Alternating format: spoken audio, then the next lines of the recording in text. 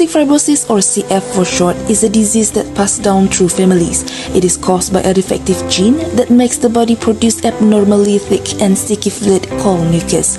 This mucus builds up in the breathing passages of the lungs, digestive tract, and other areas of the body. It is one of the most common chronic lung diseases in children and young adults. Cystic fibrosis is a relatively rare condition in Malaysia. Between 1987 and 2003, only 16 individuals were officially diagnosed with cystic fibrosis through positive sweat tests. In contrast, the United States is a home to approximately 30,000 individuals living with cystic fibrosis, and the global estimate stands at around 70,000 people affected by the condition. It is worth noting that about 1 in every 30 Americans is a carrier of the CF gene. Cystic fibrosis can affect multiple organ systems in the body, primarily the digestive, respiratory, and urogenital organs.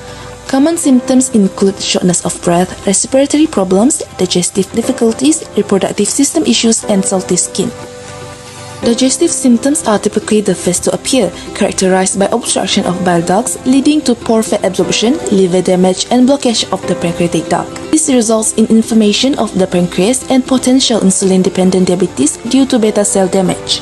In the lungs, thick mucus blocks the airways, providing a breeding ground for bacteria and causing infections. Chronic infections trigger an overwhelming inflammatory response, leading to airway destruction. Common respiratory symptoms include chronic cough, wheezing, and recurrent pneumonia.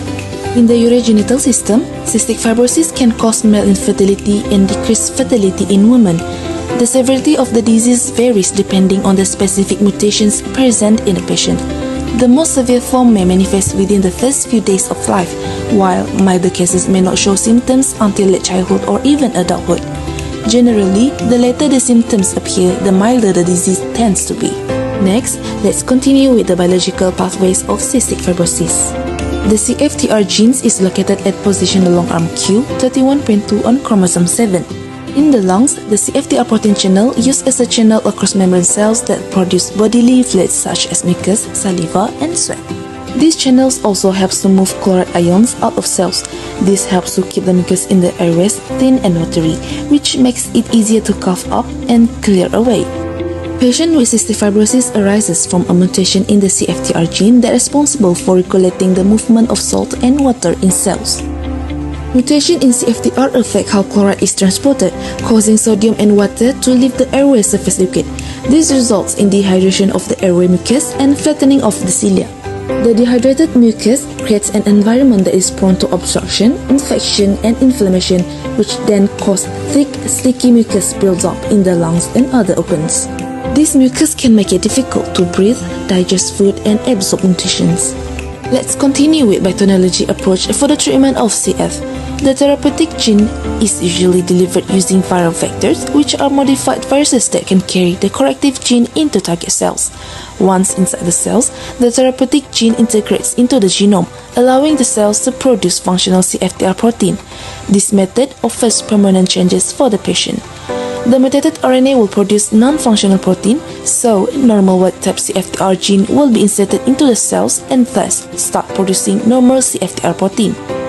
Lastly, CFTR modulator drugs such as ivacaftor will target the underlying genetic defect in CF and help improve CFTR protein function. These drugs have shown significant benefits in improving lung function and reducing exacerbation in specific CF mutations. Cystic fibrosis cannot be prevented. Screening those with a family history of the disease may detect the CF gene in many carriers. Early diagnosis and optimized treatment prolong the lives of persons with cystic fibrosis and improve their quality of life. That's all for today. Thank you for watching.